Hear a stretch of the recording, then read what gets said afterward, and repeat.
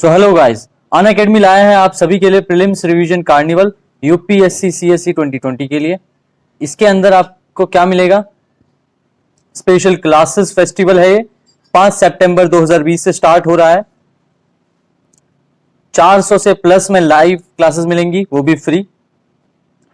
Okay, सो अन academy का UPSC championship 2.0 जैसे कि आप सभी को पता है चल रहा है।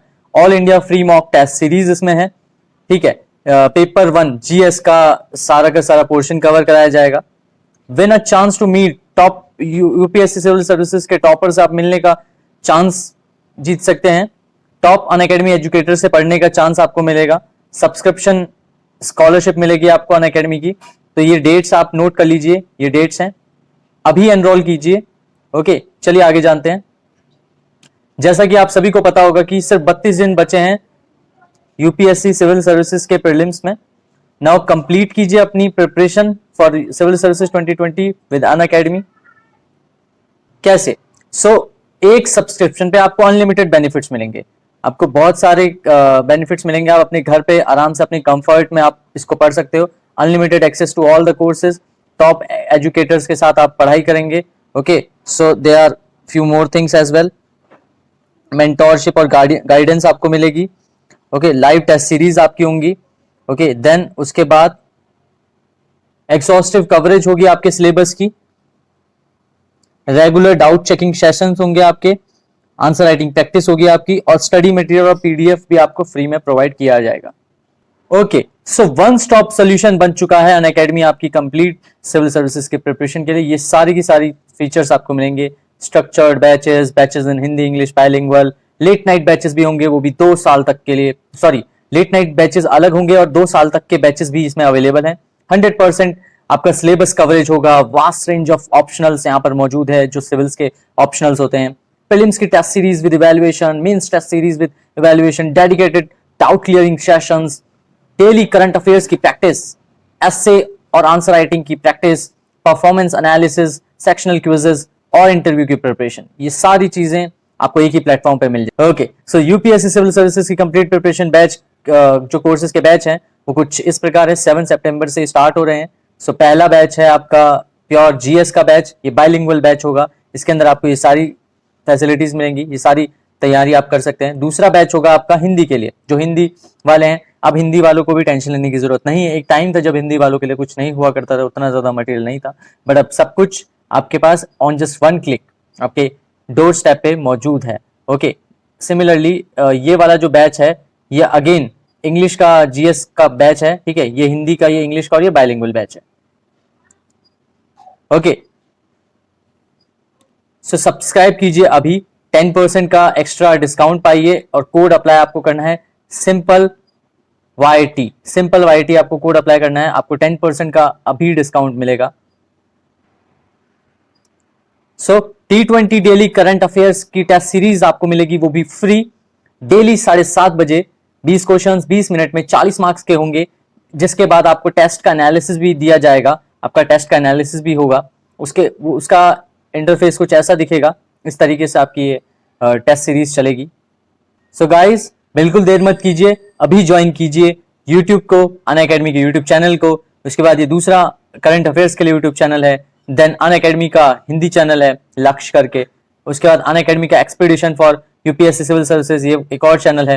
देन टेलीग्राम पे आपको सारी अपडेट्स और सारे फ्री मटेरियल्स आपको इजीली अवेलेबल हैं, पीडीएफ वगैरह। उसके अलावा फेसबुक पेज पे भी आप फॉलो कर सकते हैं अन अकेडमी को। Okay guys, thank you so much. Hello friends, this is Vikas. So आज का हमारा टॉपिक है why has Japan muted the supply chain resilience initiative. So ये एक इनिशिएटिव है जो जापान ने स्टार्ट किया है, supply chain resilience initiative, that is known as SCRI। ऐसा क्यों किया है जापान ने, यही हमें आज देखना है। So this is about me. My name is Vikas. I did my graduation in computer science and I did my post graduation in B.Ed physics, okay, from department of education Delhi university. और ये सारा मेरा एक्सपीरियंस है in different fields. Now will proceed to our topic. Okay, so India, Japan and Australia to launch supply chain resilience initiative to counter China. So this is the main reason कि हम लोग जितनी भी ये countries हैं, सभी की सभी चाइना पे फॉर वेरियस प्रोडक्ट्स ओके, उसमें रॉ मटेरियल्स और काफ़ी चीज़ें आ जाती है, उसके लिए चाइना पे बहुत ज़्यादा डिपेंडेंट है।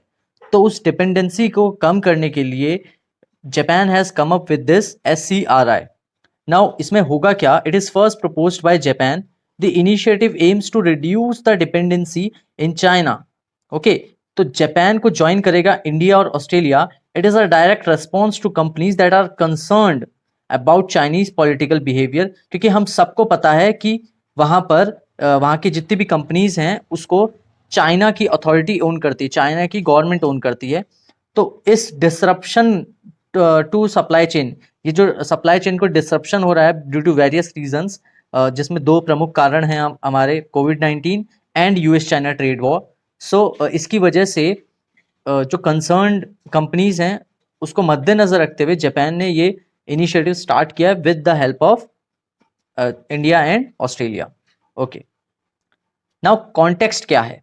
Context basically is with covid and trade tensions between China and US, thereby it is threatening supply chains और एक्चुअली कॉजिंग bottlenecks। तो ये दो चीज़ों की वजह से सप्लाई चेन पूरी वर्ल्ड की मेजर कंट्रीज में और खासकर इन 3 कंट्रीज में काफ़ी बुरी तरीके से क्षतिग्रस्त हैं, दैट इज डिसरप्ट हैं। तो जापान ने ये मूव किया है SCRI, ठीक है। ये एक ट्राइलेटरल अप्रोच होगी ट्रेड की, जिसमें इंडिया अलोंगसाइड ऑस्ट्रेलिया भी उनका पार्टनर होंगे।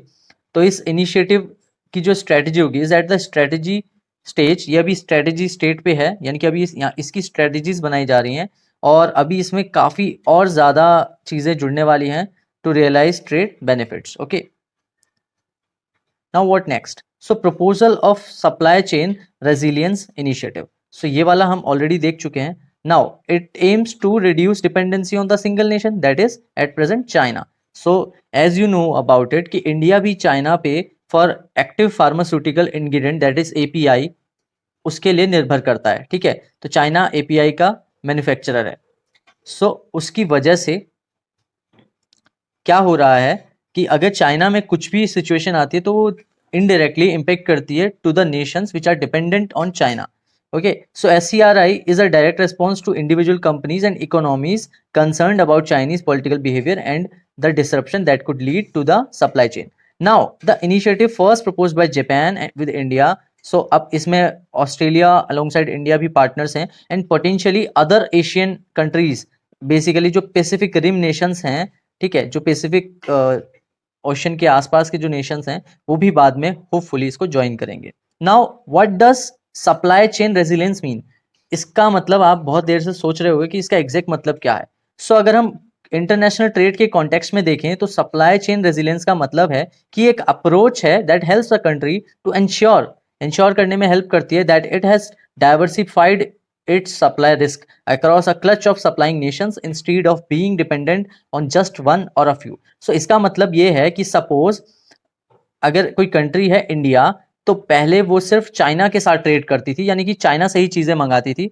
बट अब उस रिस्क को थोड़ा डाइवर्सिफाई करने के लिए कि मान लो कभी चाइना के साथ कोई टेंशन आ भी गई तो हो सकता है कि सेम चीज इंडिया साउथ कोरिया या फिर US या फिर जापान या फिर ऑस्ट्रेलिया इनसे भी मंगा सके। सो क्योंकि इंडिया ने अपने सप्लाई रिस्क को डाइवर्सिफाई कर दिया है, hence we can say that कि इंडिया ने अपनी सप्लाई चेन को रेजिलियंस कर लिया है। यही अप्रोच कहलाती है सप्लाई चेन रेजिलियंस की, कि आप एक कंट्री पे ना डिपेंड रह के मल्टीपल कंट्रीज के साथ आप अलाइन हो जाएं for many products to import. Okay, now इसमें क्या आता है, जो अनएंटिसिपेटेड इवेंट्स होते हैं जैसे कि नेचुरल इवेंट्स हो गए such as volcanic eruptions, tsunamis, earthquakes और इवन अ पेंडेमिक जैसे कि अभी चल रहा है ना, कोविड-19। नाउ जो मैन मेड होगा उसमें क्या आएगा, मैन मेड में आपका आ सकता है न्यूक्लियर वॉर हो गई, ठीक है, या उसकी धमकी हो गई, या अभी जो चाइना और इंडिया का फेस ऑफ चल रहा है, या इंडिया और नेपाल का बहुत छोटा है but that is also a possibility, ठीक है, ठीक है, वो भी नेल इन द कॉफिन की तरह एक्ट कर सकता है। नाउ उसके अलावा there is something called trade war, जो कि US चाइना की चली रही है। एंड दुनिया में भी अभी आपको पता है ट्रेड का डिसरप्शन चल रहा है, काफी स्लो ट्रेड चल रहा है, तो उसमें भी छोटी छोटी ट्रेड वॉर्स अलग अलग जगह पे बबल्स की तरह ऊपर उठ रही हैं। So there are so many reasons जिनको हम कह सकते हैं कि अनएंटिसिपेटेड इवेंट्स है, जिनके लिए हम रेडी नहीं थे, एंटिसिपेट नहीं किया था हमने। Okay, so such as an armed conflict in a region that disrupts supplies from a particular country or even international halts to trade could adversely impact economic activity in the destination country. जहां पर चीज पहुंच रही है उस पे impact डाल सकती है. Okay. Now, why is Japan proposing it? Okay, so Japan ऐसा कर क्यों रहा है? Now, it is significant that Japan has taken the initiative to include India and Australia and potentially आगे जाके एशियन और पैसिफिक रिम नेशंस भी इसको ज्वाइन करेंगे. ये एक स्ट्रेटेजिक डायलॉग है, यानी कि यहाँ पे स्ट्रेटेजाइज किया जाएगा बहुत सारी चीजों को जो कि इंप्लीमेंट की जा सके. Now, despite India having pulled out of the regional comprehensive economic partnership with that Japan helped stitch together, तो इससे इंडिया ने पुल्ड ऑफ कर लिया था बिकॉज यहाँ पर ये हुआ था क्योंकि इंडिया ना बहुत ज्यादा ही इंपोर्ट करता है rather than exporting to these nations. So इस RCEP से इंडिया को फायदा कम, इन द लॉन्ग रन नुकसान ज्यादा हो सकता था, जिसकी वजह से there are so many other reasons जिसकी वजह से इससे पुल ऑफ कर लिया. But still what has changed now is that due to कोविड-19 पैंडेमिक एक शार्प फोकस आया है, but was already known that when assembly lines are heavily dependent on supplies from one country, the impact on importing nations could be crippling if that source stops production of involuntary reasons or even as a conscious measure of economic coercion. तो हमने देखा because of COVID-19 and US China trade war, और even हम भी reliable source नहीं मान रहे हैं अब चाइना को, कि चाइना के खिलाफ एक मुहिम शुरू हो गई है अक्रॉस द कंट्री. सो उसकी वजह से यहाँ पर heavily dependent on supplies from one country जो था, अब हम और ज्यादा नेशंस को देख रहे हैं टू इम्पोर्ट. ओके, सो इसकी वजह से होता क्या था कि अगर कोई और कंट्री जिससे हम इम्पोर्ट कर रहे हैं, तो अगर वो बेसिकली किसी रीजन की वजह से प्रोडक्शन स्टॉप कर देता था, या फिर इनवॉलंटरी रीजंस जो कि उसको समझ नहीं आ रहा है कि अब क्या हुआ है, या फिर कोविड-19 की वजह से, सो हम उस पर डिपेंडेंट ना होने की बजाय एक ऐसे स्ट्रेटेजिक पार्टनरशिप का हिस्सा रहें कि जिसमें कोई भी दिक्कत ना आए. Okay, now while Japan exported 135 billion worth of goods to China, 2019 में जापान ने 135 बिलियन के गुड्स चाइना को एक्सपोर्ट किए थे. तो आप कहाँ देख रहे हो, इंडिया चाइना का ट्रेड तो कुछ भी नहीं है as compare to Japan and China. So it also imported, Japan ने इम्पोर्ट भी किया 163 बिलियन US डॉलर्स के गुड्स. ओके, सो इसका मतलब क्या है कि वर्ल्ड की सेकंड लार्जेस्ट इकॉनमी है चाइना, थर्ड लार्जेस्ट है Japan. So accounting for 24% of its total imports according to data from tradingeconomics.com. इस एक वेबसाइट से डेटा लिया गया है, काफी ऑथेंटिक है. सो आप देख रहे हो कि 24% जापान लॉस में चल रहा है, उसका ट्रेड डेफिसिट है विद चाइना. सो इसकी वजह से भी जापान को भी सोचना पड़ेगा. हमारा भी करीब करीब 50+ बिलियन डॉलर का ट्रेड डेफिसिट है टू चाइना, और हम बदले में एक्सपोर्ट बहुत ज्यादा नहीं करते हैं. अब तो ये 60 के अराउंड हो चुका है, 60 बिलियन डॉलर के around. So we need to think upon कि भाई किस तरीके से हम इस ट्रेड डेफिसिट को कम कर सके, जैसा कि यूएस ने हमारे साथ किया. यूएस हमारे साथ ट्रेड डेफिसिट में था, बट उसने हमारे ऊपर से वो फ्री वाला वो हटा दिया कि अब हम वहां पर फ्रीली ट्रेड नहीं कर सकते हैं. ठीक है ना, हम जो उसने हमें स्पेशल पार्टनर का दर्जा दिया हुआ था, अब वो हमसे छीन लिया है. सो अब वहां पर हमारे गुड्स पे टैरिफ लगेगा. नाउ आगे अगर हम इसको बढ़ाएं, so electrical and electronic year and machinery, nuclear reactors, boilers were sectors that clocked up significant imports into Japan. So any halt to supplies and it happened in when China had to shut down factories in regions hit by SARS-CoV-2, that is COVID-19. तो भाई इसकी वजह से क्या हुआ, could potentially impair economic activity in Japan as well. So क्योंकि अगर कोई भी halt होता है चाइना में, क्योंकि जापान का अभी हमने देखा पीछे ट्रेड में कि काफी ज्यादा डिपेंडेंट है चाइना पे, सो उसकी वजह से इकोनॉमिक एक्टिविटी हॉल्ट हो सकती है जापान में. क्योंकि आप जानते हो जापान के पास कोई क्या कहते हैं, अपनी कोई एग्रीकल्चरल इकोनॉमी नहीं है, वो सारा का सारा इंपोर्ट और एक्सपोर्ट पे चलता है on various technologies. Okay, a Bloomberg report said that Japan's import from China fail by half in February. तो जापान के जो इंपोर्ट थे चाइना से वो आधे हो गए हैं a period when the latter was battling the peak of the virus impact. So जो latter यानी कि जो चाइना था वो जब बैटल लड़ रहा था कोविड के खिलाफ, तो उस टाइम पे जापान आधा ही इंपोर्ट कर पाया था because there was some disruption going on in the supply chain in China due to COVID-19. Now in addition the US China, sorry यहाँ पर ऐसा है, यहाँ पर US China trade tensions have caused alarm in Japanese trade circles for a while now. तो उसकी वजह से भी मैंने आपको बताया ना, दो ही रीजन है अभी, कोविड-19 plus US China trade war. Now see, if the world की दो largest economies do not resolve their differences, अगर यूएस और चाइना जो कि first and second largest economies हैं, वो अपने डिफरेंसेस को रिजॉल्व नहीं करती हैं, तो इट कुड थ्रेटन ग्लोबलाइजेशन। तो जो ग्लोबलाइजेशन की हम बात करते हैं कि फ्री ट्रेड एग्रीमेंट और बाकी चीजें की दुनिया भर में अच्छे से ट्रेड हो, तो वो as a whole and have a major impact on Japan. तो जापान पे तो इम्पैक्ट करेगा ही और पूरे वर्ल्ड पे भी इम्पैक्ट करेगा, which is heavily reliant on international trade both for markets, for its exports and for supplies of a range of primary goods from oil to iron ore। तो इतनी सारी रेंज ऑफ गुड्स को वो export करते हैं and import करते हैं। As a part of the countries economic stimulus package, तो इकोनॉमी को स्टिमुलस करने के लिए, उसको बढ़ाने के लिए, बेसिकली उसको रफ्तार देने के लिए, जगाने के लिए एक पैकेज दिया जाता है जिसको कहते हैं economic stimulus package. The Japanese government recently earmarked $2.2 billion to incentivize its companies to move their manufacturing out of China। तो अपनी मैन्युफैक्चरिंग कंपनीज को जापान ने इतने $1 बिलियन का एक तरह से इंसेंटिव पैकेज दिया कि आप आइए, वापस आइए वहां से, और हम कुछ और रास्ता निकालेंगे, या तो हम जापान में आप काम कीजिए या फिर आप किसी और कंट्री के साथ पार्टनर कीजिए accept China. This was not a protectionist move, the manufacturing could but did not have to return to Japan। So protectionism एक अलग चीज होती है। प्रोटेक्शनिज्म में क्या होता है कि आप सिर्फ, जैसा डोनाल्ड ट्रंप कर रहे हैं यूएस में, कि आप सिर्फ यूएस के बिजनेस को बढ़ावा दीजिए, यूएस में ही कीजिए, जो करना है यहीं कीजिए। बट जापान का ये मूव प्रोटेक्शनिज्म की तरफ नहीं है। जापान ये नहीं कह रहा है कि आप जापान में आ जाओ, वो कह रहा है कि आप और कंट्री को एक्सप्लोर करो, अगर नहीं होता देन आपको जापान में तो आना ही है। This was a nudge to diversification of risk where those manufacturing lines could be relocated out of China to other third countries। Okay, तो बाकी की कंट्रीज में ये चीजें पुल आउट करके वहां पर काम में लागू की जा सकती हैं। Now see, what is likely to have spurred Japan to eye India as a partner for the SCRI। तो आप जानते हो कि India second largest position population है, और मोस्ट प्रोबेबली जो अगला जनसंख्या की गणना आएगी, हो सकता है उसमें फर्स्ट लार्जेस्ट भी हो जाए। There might be some doubts but arguably हो सकता है।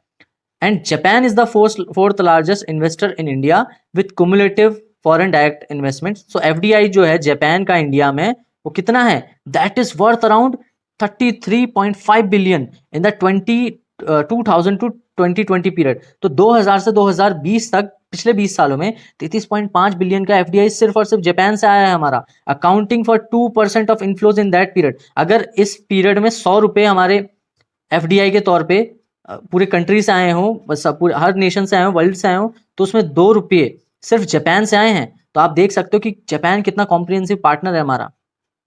Now imports from Japan into India more than doubled. तो इंपोर्ट जो किया है, ठीक है, जापान से इंडिया में हमने, वो डबल हो चुका है, डबल से भी ज्यादा हो चुका है ओवर 12 ईयर्स टू, अब कितना हो गया है, फाइनेंशियल ईयर 2019 में ये हो गया था $12.8 billion.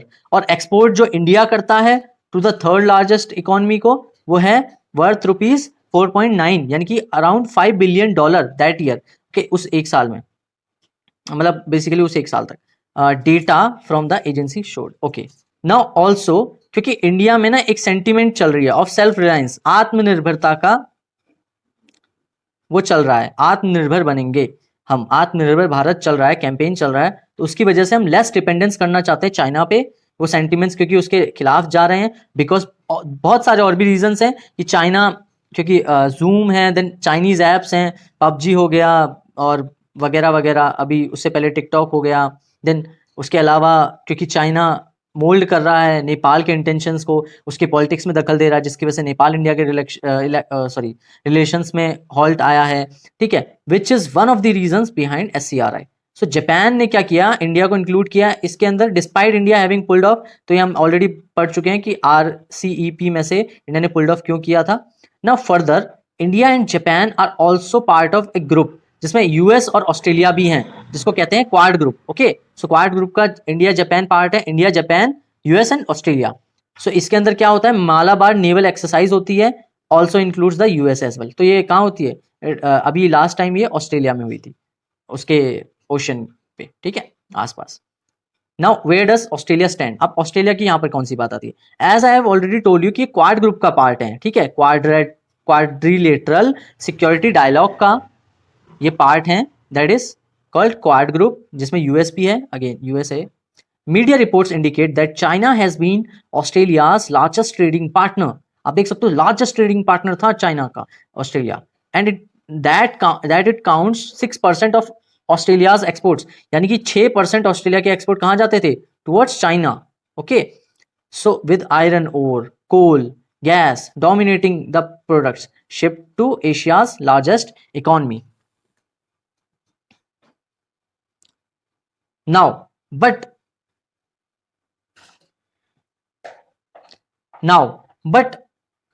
relations including trade ties between the two have been deteriorating, मतलब वो गिर रहे हैं, उनका स्तर गिर रहा है for a while now। China ने क्योंकि बैन कर दिया है beef imports from 4 Australian firms, these are May, ठीक है, मई में उसने, चाइना ने बीफ इंपोर्ट को बैन कर दिया था फ्रॉम 4 ऑस्ट्रेलियन कंपनीज, और क्या कर दिया, क्या इंपोर्ट टैरिफ्स लगा दिए थे ऑस्ट्रेलियन के बार्ले पे, ठीक है, ऑस्ट्रेलिया का जो बार्ले होता है बाजरा, उस पे टैरिफ्स लगा दिए थे, इंपोर्ट टैरिफ्स, ठीक है, जैसा कि यूएस चाइना ट्रेड वॉर में हमने देखा था। तो इसकी वजह से भी ऑस्ट्रेलिया नाराज। आगे अगर हम देखें तो चाइना में जो एजुकेशन मिनिस्टर हैं, उन्होंने वार्न किया था its student aspiring to study और already studying in Australia of rising racism in that country, urging them to reassess their aspirations. So China के एजुकेशन मिनिस्ट्री ने ये कहा था कि भाई वहां पर रेसिज्म बहुत हो रहा है चाइनीज स्टूडेंट्स के साथ, उनको अर्ज किया था कि आप अपने एस्पिरेशंस को रीअसेस कीजिए, अगर आप वहां पढ़ रहे हैं तो देखिए अगर आप वहां से शिफ्ट कर सकते हैं, all these things. Prior to that China की जो ministry of culture and tourism है, उसने अपने सिटीजन्स को कहा था कि भाई मत जाओ ऑस्ट्रेलिया ट्रैवल करने को, कुछ नहीं है वहां पर, ठीक है, क्योंकि वहां पर सिर्फ आपको रेसिज्म के इंसिडेंट देखने को मिलेंगे, ठीक है, वहां पर चाइना के खिलाफ या मंगोनोइड ट्राइब के खिलाफ सिर्फ रेसिज्म होता है, ऐसा चाइनीज मिनिस्ट्री ऑफ कल्चर और एंड टूरिज्म का कहना था, ठीक है। China's chagrin stems from Australia's push for an inquiry into the origins of the SARS-CoV-2 virus. अब ऑस्ट्रेलिया ने क्या कहा था? Australia was one of those countries जो कह रहा था कि भाई चाइना के जो वुहान लैब है, इंस्टीट्यूट ऑफ वायरोलॉजी है, उस पे जाके हमें चेक करने दो, अलग अलग कंट्रीज से वैज्ञानिकों को चेक करने दो, मेडिकल प्रैक्टिशनर्स को चेक करने दो कि भाई वहां पर कहीं वायरस के सिम्टम्स या ट्रेसेस तो नहीं है, क्या वो मेडिकल लैब में क्रिएट तो नहीं किया हुआ। अगर चाइना इतना पाक साफ है तो भाई करने दो चेक, बट चाइना ने उसको भी नकारा था। तो ये भी एक चीज है। Now what does India stand to gain or lose, ठीक है, अब क्या है, या इंडिया को गेन होगा इससे या इंडिया कुछ लूज करेगा।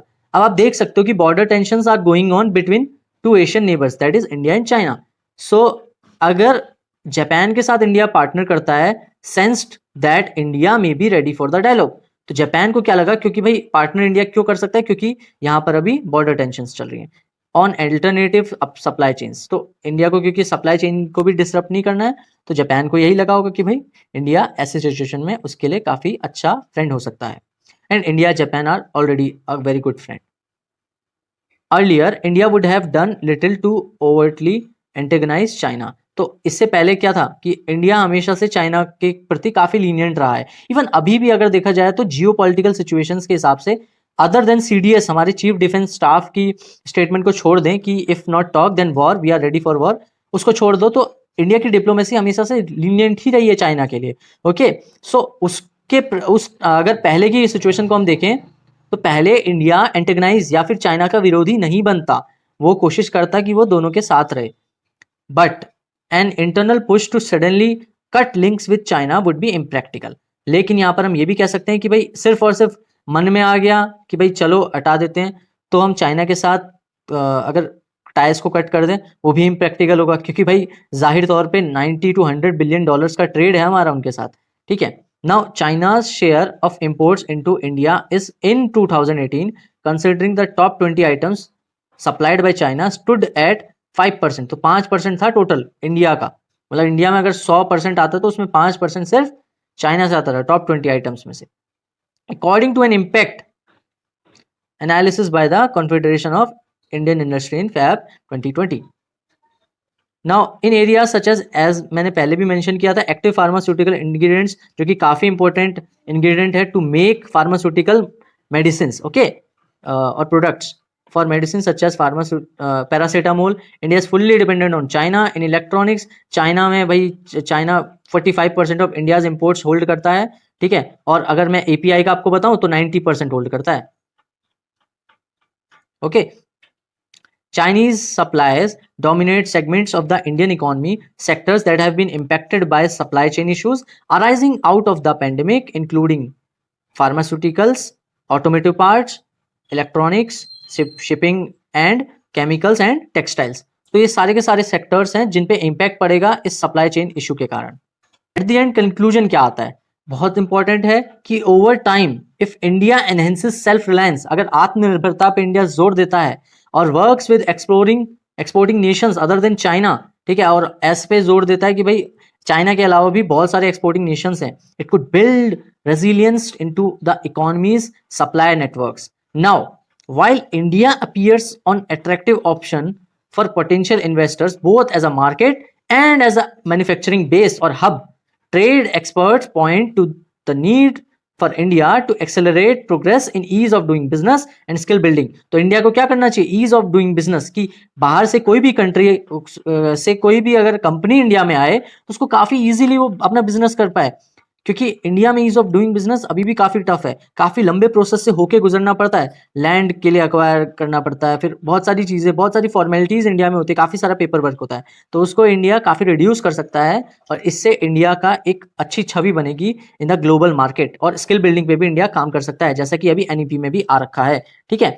नाउ टैक्स इंसेंटिव्स दे सकता है, टैक्स में छूट दे सकता है, as the one recently announced to compete with the likes of Vietnam and Philippines for investment in manufacturing alone may not suffice. अभी आप देखोगे तो वियतनाम उन चुनिंदा कंट्रीज में से एक है जिसका अभी जो अभी का क्वार्टर गया है जीडीपी का, वो पॉजिटिव में चल रहा है, आई गेस 2.3 समथिंग इंडिया से, तो वो काफी पीछे था, ओके, काफी ज्यादा डिस्ट्रप्शन झेल रहा था, और अब देखो वियतनाम एक काफी अच्छा मैन्युफैक्चरिंग हब बनने की ओर अग्रसर है और काफी बढ़िया वो चीजों को कर रहा है, काफी ज्यादा कंपनीज को अट्रैक्ट कर चुका है, काफी ज्यादा एफडीआई उसके उसमें आ रहा है, इवन फिलीपींस के साथ भी सेम सीन है।